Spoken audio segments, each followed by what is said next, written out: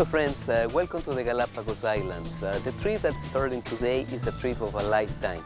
During this week, we will witness with our own eyes, with our own passion, what the Galapagos really means.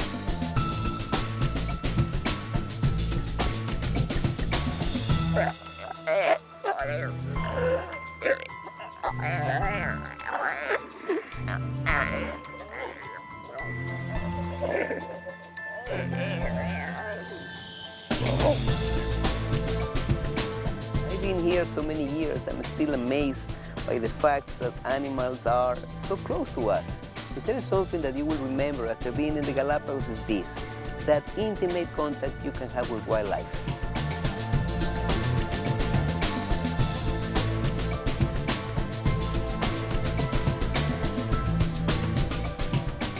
This is the land that influenced the greatest naturalist Charles Darwin for the famous Origin of the Species, and along the week we will have fabulous encounters with wildlife and beautiful landscape and beautiful company with all of you. Welcome to the islands.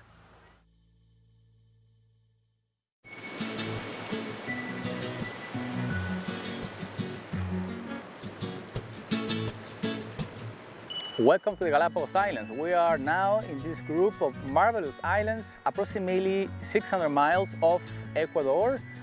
Today is our first day in this paradise. This is Santa Cruz. It's the second largest island in the Galapagos.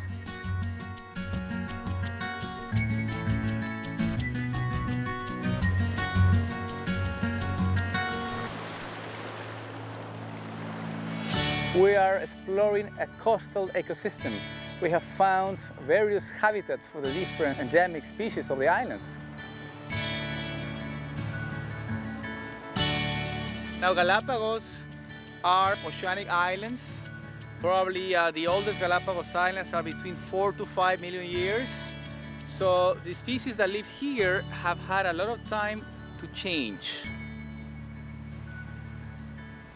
A lot of the species that we're going to observe this week are endemic, which means unique to this particular place.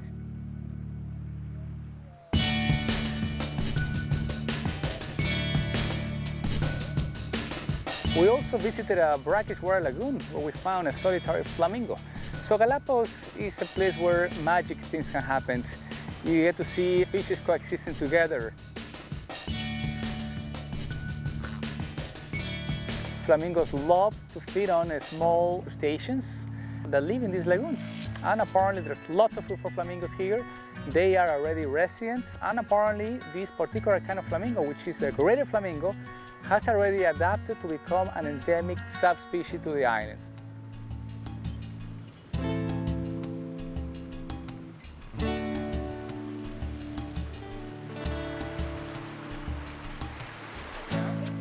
And you got a fish? Oh.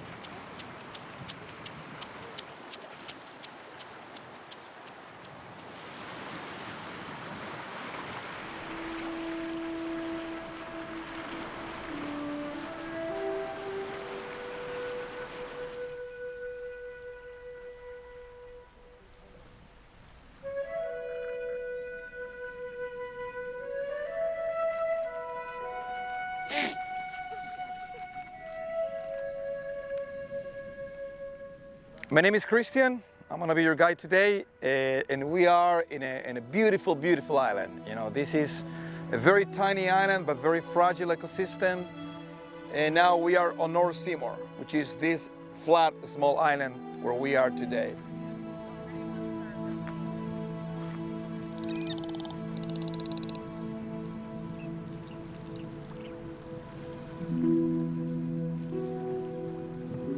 Geologically speaking, friends, Galapagos, it's so young. It means a few million years ago, America was there but no Galapagos, right? And Galapagos was formed by volcanoes.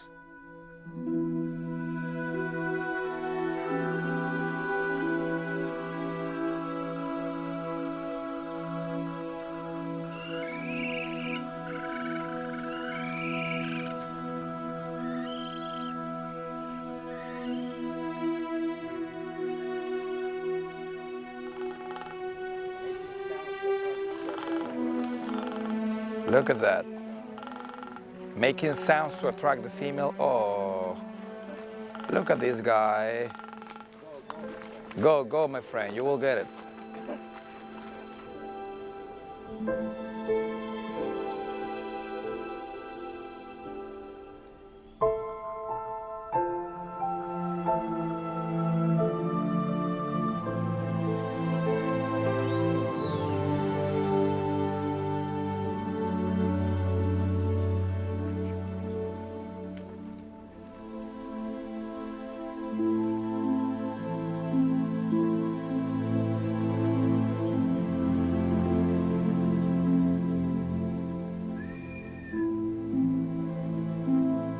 Look at these guys sprinting. I'm gonna make a sound like booby.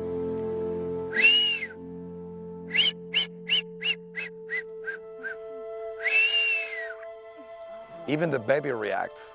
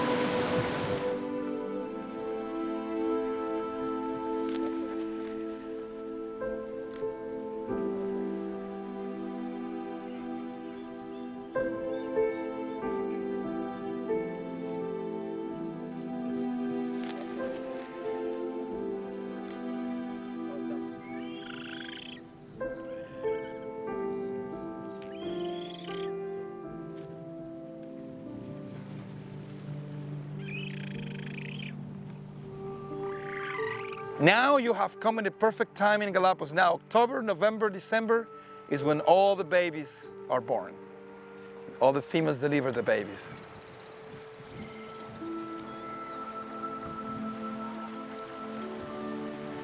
Yeah, welcome. Whoa, look at this.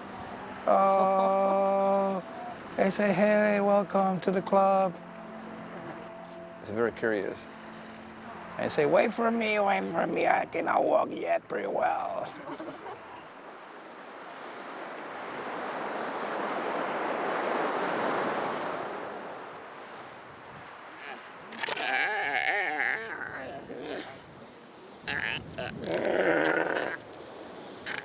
So this is our last activity of the day, and this afternoon we are on Rabida Island. Rabida Island has one of the most colorful beaches here in the Galapagos, making our day so special to finish here on Rabida Island.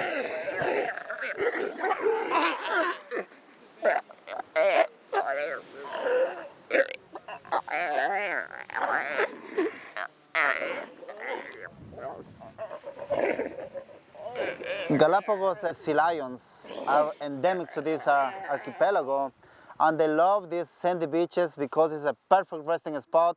Mom sea lions, when they have pups, they are very happy knowing that their babies are going to be very safe when they are fishing.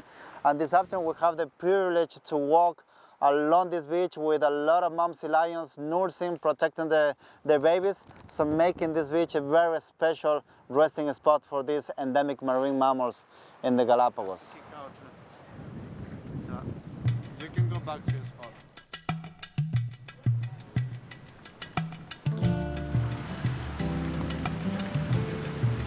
What's going on? Is he dying? No, it's choking, but no, they do that thing. So welcome to one of the most beautiful places in Galapagos. This is Fernandina Island. The big volcano you see over there is known as one of the most active volcanoes in the world. This is La Cumbre volcano that forms this pristine place called Fernandina. This is one of the most pristine places in Galapagos.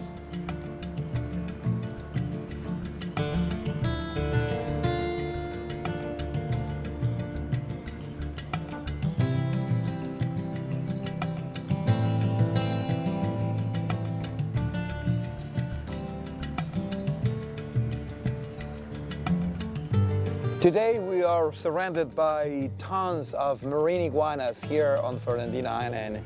This is a place where you are very amazed of seeing these incredible reptiles everywhere. And here you find the biggest marine iguanas in Galapagos because the surrounding waters has a lot of nutrients.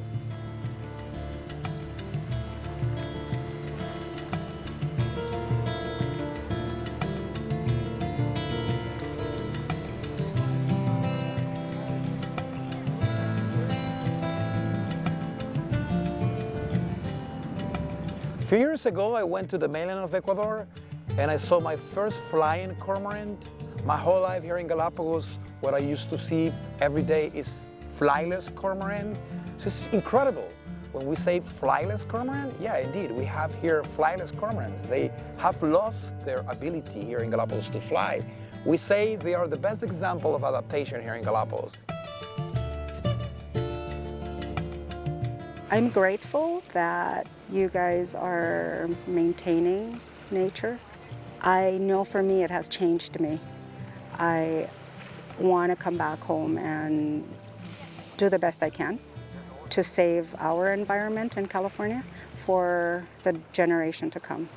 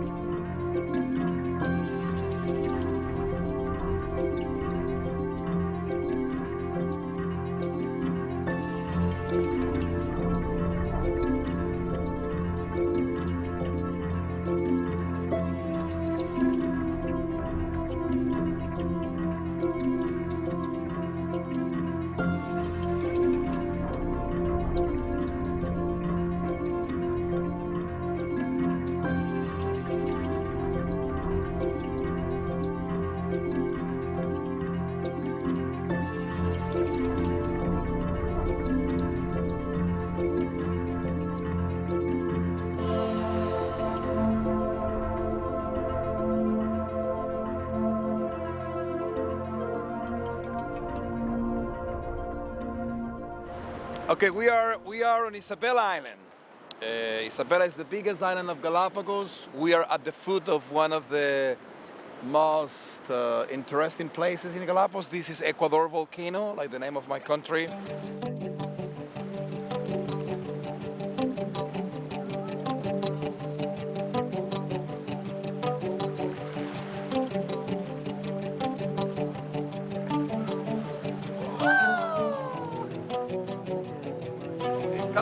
Cow nose still right. Cow nose ready.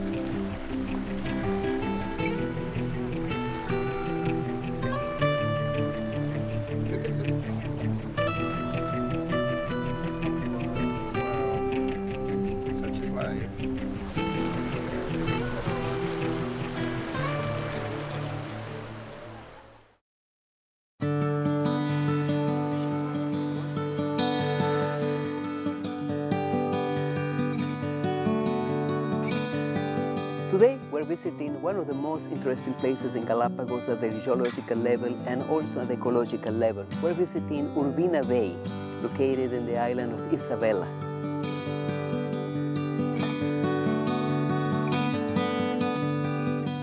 Here, as recent in 1954, a big surface area close to the shoreline was suddenly uplifted in a period of 2 weeks, and that by itself is amazing.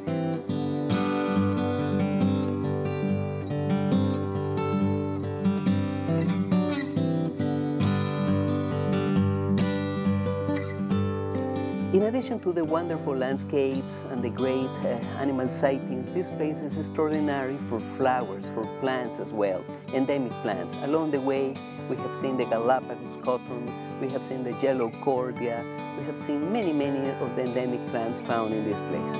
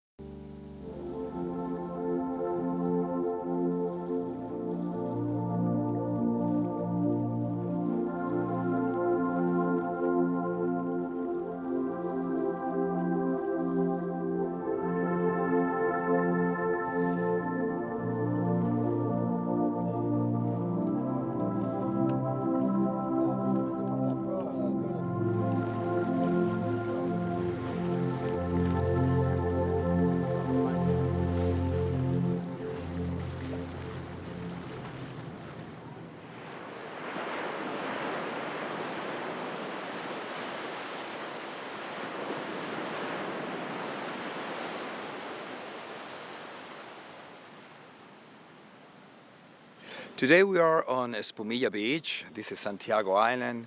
We have come here with several photographers early in the morning, and we say the early bird gets the worm. We have seen great things. Look at here, we have several of the hawks.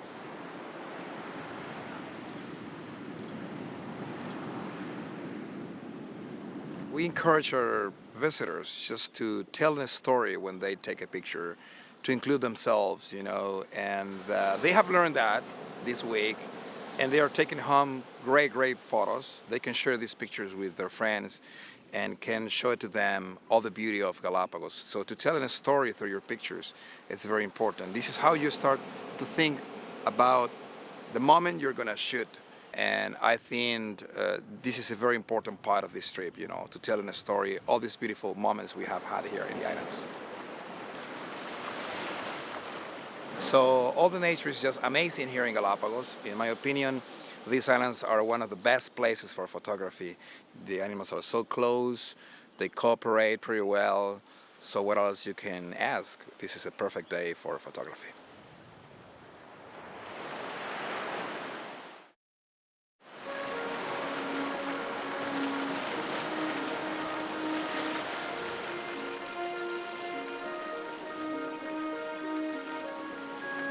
Welcome to Puerto Egas, ladies and gentlemen. This is a location in the island of Santiago, which is the 4th largest island in Galapagos.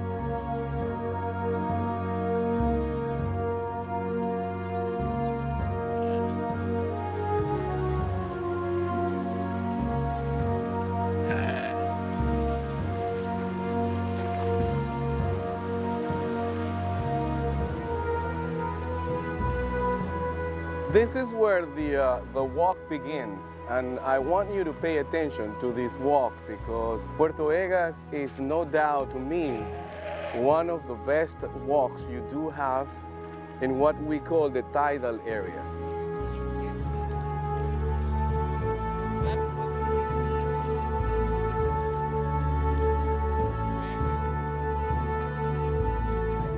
Did you hear that?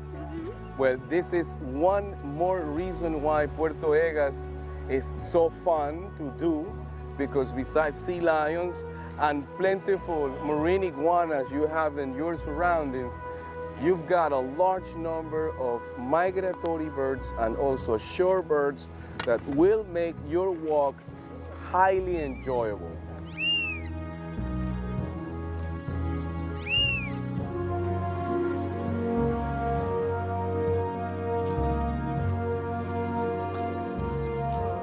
So we were very close to the total extinction of the Galapagos seals. In my opinion, it's a miracle, conservation miracle, that we actually saved the species.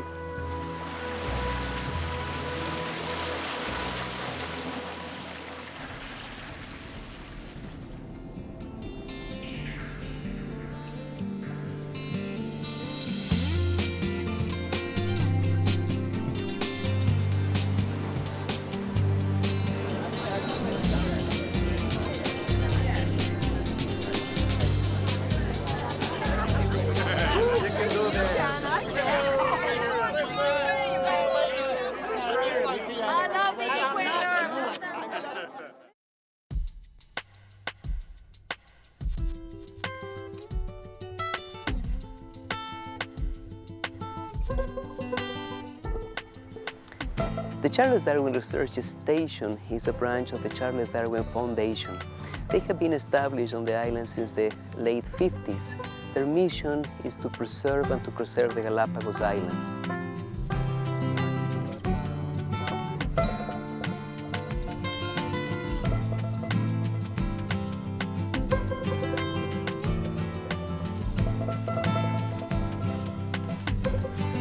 One of the main programs, among many others, like in education, entomology, the ocean, is the most emblematic program, the Galapagos giant tortoises, the restoration of these populations.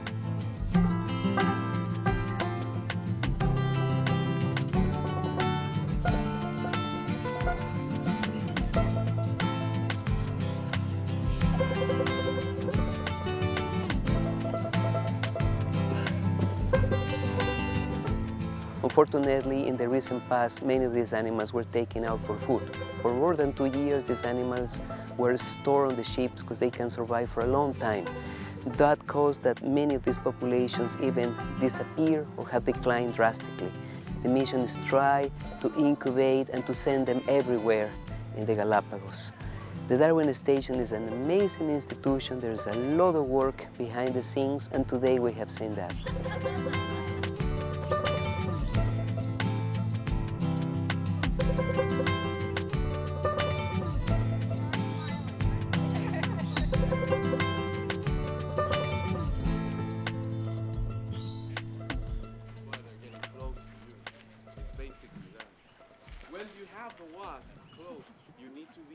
This green bean that has somewhere between 14 and 17% moisture. So, you see that? It's not as thick as molasses.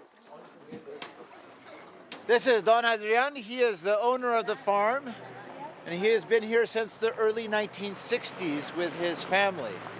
And doing a bit of agriculture. They have about 4 hectares. A hectare is a little over 2 acres, each hectare. So he's got about 4 hectares, coffee and sugarcane. Those are the main cultivated items here on this farm. High fructose corn syrup, and nothing is called, this looks like bronze or copper reduction. He has a wood fire going on right now with this, but as I mentioned, they'll use the dried sugarcane and they'll put that in there as fire. So every part of the sugarcane is utilized here. Now when you harvest the coffee, it's labor intensive because on one branch of a coffee tree, the first fruit to ripen, in comparison to the last fruit to ripen, it could be up to 2 to 3 weeks difference. The other method, instead of using a mill, is using what Don Adrian is using right now. This is guayabilla. It's almost like ironwood. So with the dried covering, the dry method, you're going to put this in here. This container was from World War II, from the Baltimore military base. I don't know what it was from, but it's some of the material he was able to obtain.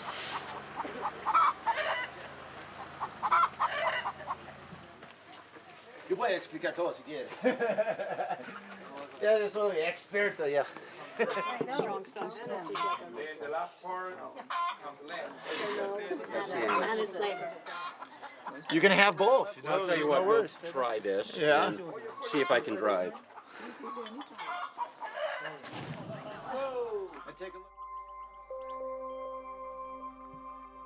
We are in a very special place up in the mountains of Santa Cruz to see the Galapagos, these tortoises right here, walking freely and doing different things. This is the natural area where tortoises live.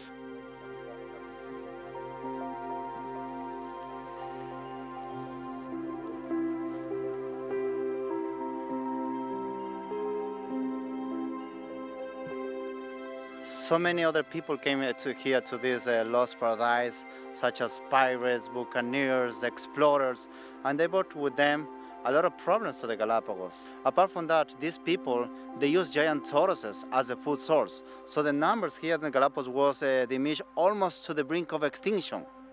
And thanks to the Charles Darwin Station and to the Galapagos National Park, these two institutions, they are working very hard in conservation. We can say, after 50 years of very hard work, we have tortoises roaming one more time in the wild. So that is our mission, to protect the Galapagos, because we want to send a message to the outside world that we can live together with the flora and the fauna of our planet.